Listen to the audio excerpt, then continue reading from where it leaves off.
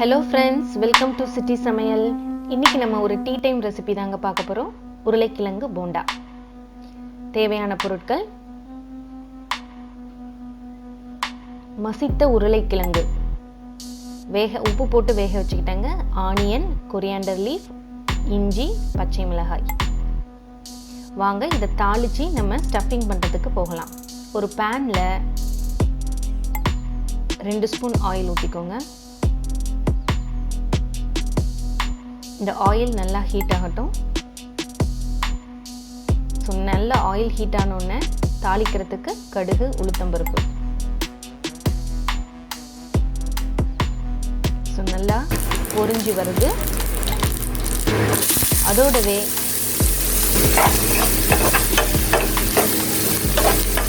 பொடியாக நறுக்கிய வெங்காயம், பச்சை மிளகாய், இஞ்சி, கொத்தமல்லி இலை,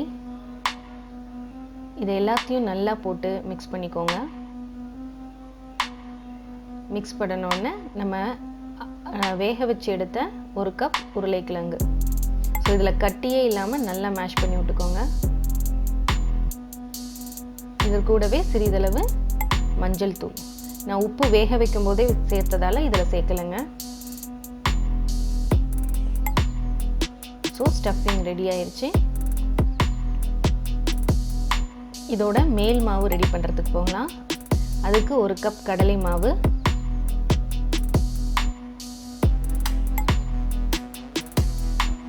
3 ஸ்பூன் அரிசி மாவு. இந்த அரிசி மாவு நல்ல ஒரு கிறிஸ்பினஸ் தருங்க. தேவையான அளவு சில்லி பவுடர், கொஞ்சோண்டு பேக்கிங் சோடா, தேவைக்கேற்ப உப்பு. இது எல்லாத்தையுமே நல்லா மிக்ஸ் பண்ணிக்கோங்க. கொஞ்சம் கொஞ்சமாக தண்ணி ஊற்றிக்கோங்க. தண்ணி அதிகமாகிடாமல் பார்த்துக்கோங்க. ஸோ இதை நல்லா மிக்ஸ் பண்ணுங்கள். ஒரு பஜ்ஜி மாவு பதத்துக்கு வரணுங்க. இந்த காமிக்கிறேன் இல்லையா, இதே மாதிரி வரணும். ஸோ அதுக்குள்ளே நமக்கு இந்த செஞ்சு வச்ச பூரணம் ஆறிடுச்சு. ஸோ இது மாதிரி சின்ன சின்ன பால்ஸாக ரெடி பண்ணி வச்சுக்கலாம்.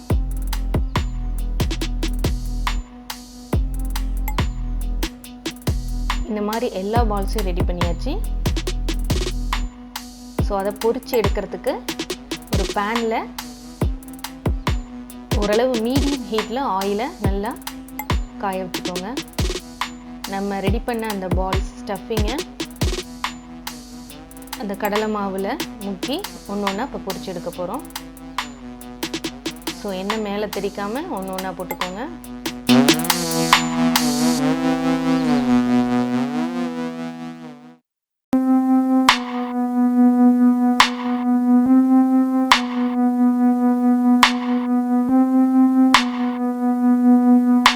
ஸோ இதுமாரி எல்லா பால்ஸையும் போட்டாச்சு.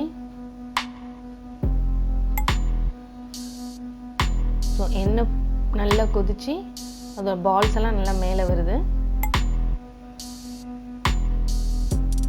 ஸோ பார்க்கவே ரொம்ப அழகாக இருக்குது பார்த்தீங்களா.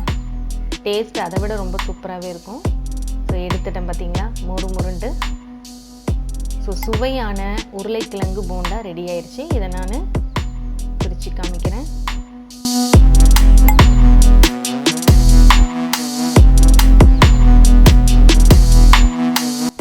சூப்பராக இருக்குங்க.